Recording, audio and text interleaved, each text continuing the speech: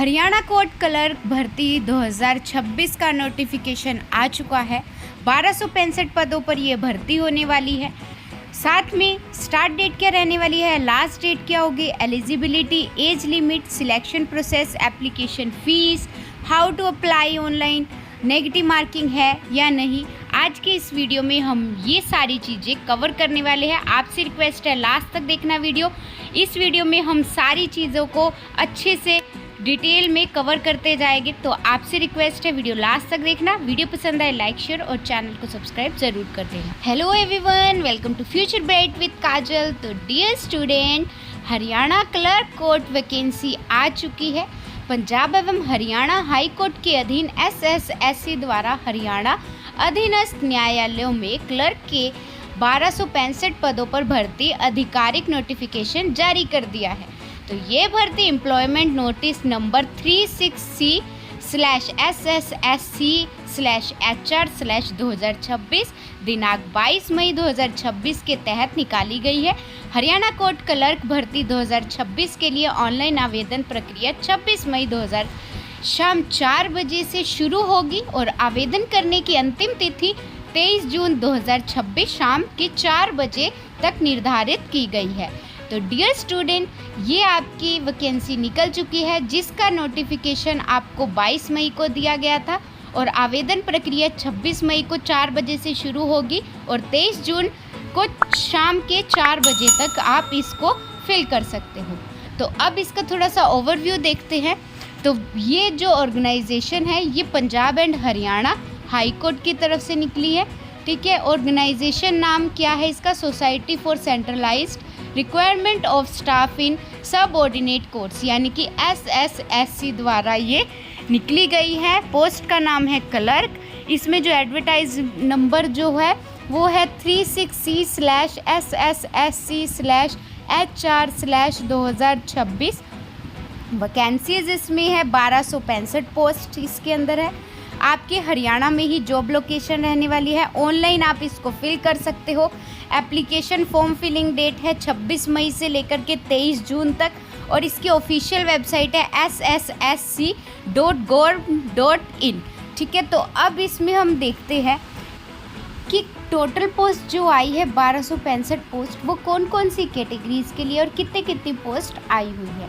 तो general category के लिए 141 पोस्ट है और एंटीसेप्टेड पोस्ट जो है वो है 62। ठीक है, DSC कैटेगरी के लिए 118 पोस्ट है और जिसमें एंटीसेप्टेड पोस्ट रहेगी 24। OSC कैटेगरी के लिए 102 पोस्ट है जिसमें एंटीसेप्टेड पोस्ट रहेगी 21। BCA कैटेगरी के लिए 145 पोस्ट है और जिसमें एंटीसेप्टेड पोस्ट रहेगी 38।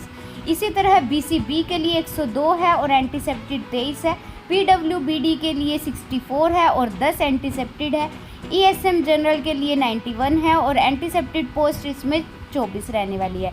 ESM DSC के लिए 21 है और 1 एंटीसेप्टेड पोस्ट है। ऐसे ही ESM OSC के लिए 15 पोस्ट है जिसमें 3 इसमें एंटीसेप्टेड रहने वाली है। ESM BCA कैटेगरी के लिए 39 पोस्ट है और 4 एंटीसेप्टेड है। आगे BCB ESM के लिए 40 पोस्ट है और 7 एंटीसेप्टेड रहने वाली है। इसी तरह EWS के लिए 113 पोस्ट है और 26 एंटीसेप्टेड रहेगी।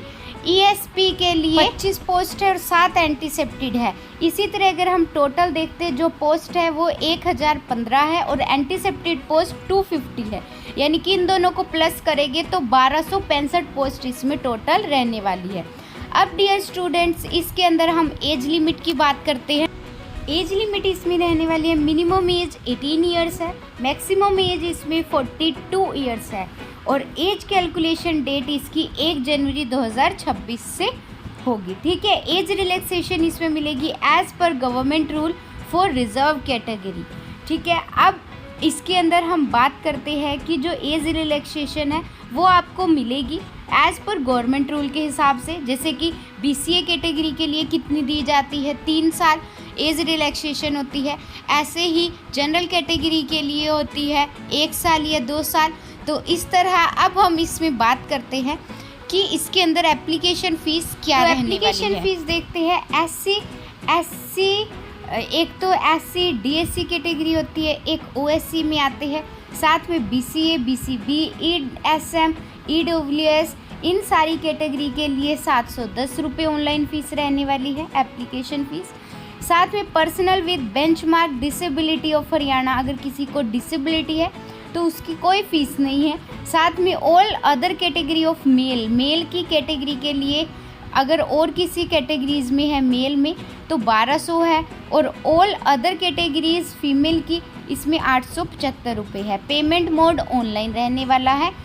तो आप देखिए इसके अंदर फीमेल के लिए 875 रुपये रहने वाली है। नेक्स्ट इसमें बात करते हैं हम, तो क्वालिफ़िकेशन की अगर हम बात करें तो क्लर्क की पोस्ट जो आई है, टोटल वैकेंसीज इसमें आई है 1265। इसकी जो क्वालिफ़िकेशन रहने वाली है एनी ग्रेजुएट, यानी कि किसी भी फील्ड में आपने ग्रेजुएशन कर रखी है वो चलेगी। साथ में आपकी टाइपिंग होनी चाहिए, साथ में आपको कंप्यूटर नॉलेज होना बहुत ज़रूरी है, तभी आप इस को फिल कर सकते हो। तो चलिए अब इसमें बात करते हैं कि सिलेक्शन प्रोसेस क्या है। सबसे पहले आपका CBT टेस्ट होगा, जिसको हम कंप्यूटर बेस्ड टेस्ट बोलते हैं। उसके बाद अगर आप इसको क्वालिफाई कर जाते हो फिर आपका इंग्लिश कॉम्पोजिशन टेस्ट होगा। देन नेक्स्ट आपका कंप्यूटर प्रोफिशिएंसी टेस्ट होगा, जिसको हम CPT बोलते हैं।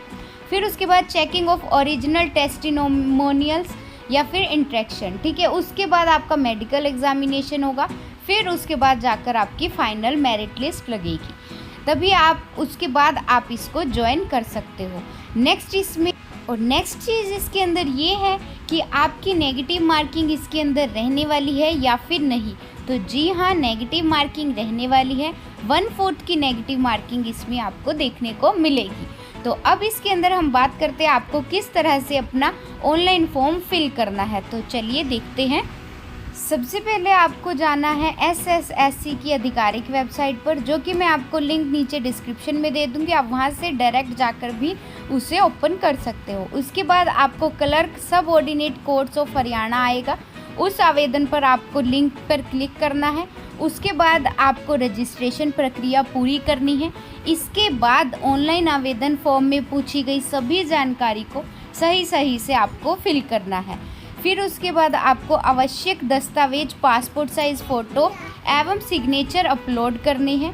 उसके बाद आपने अपनी श्रेणी के अनुसार आवेदन शुल्क का भुगतान ऑनलाइन माध्यम से करना है। अंत में आवेदन फॉर्म सबमिट करके इसका प्रिंट आउट सुरक्षित आप रख लेना है।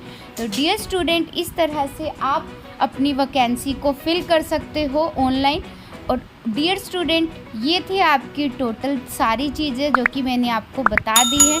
अगर आपको वीडियो अच्छी लगी होगी तो वीडियो को लाइक, शेयर और चैनल को सब्सक्राइब ज़रूर कर लेना। Thank you.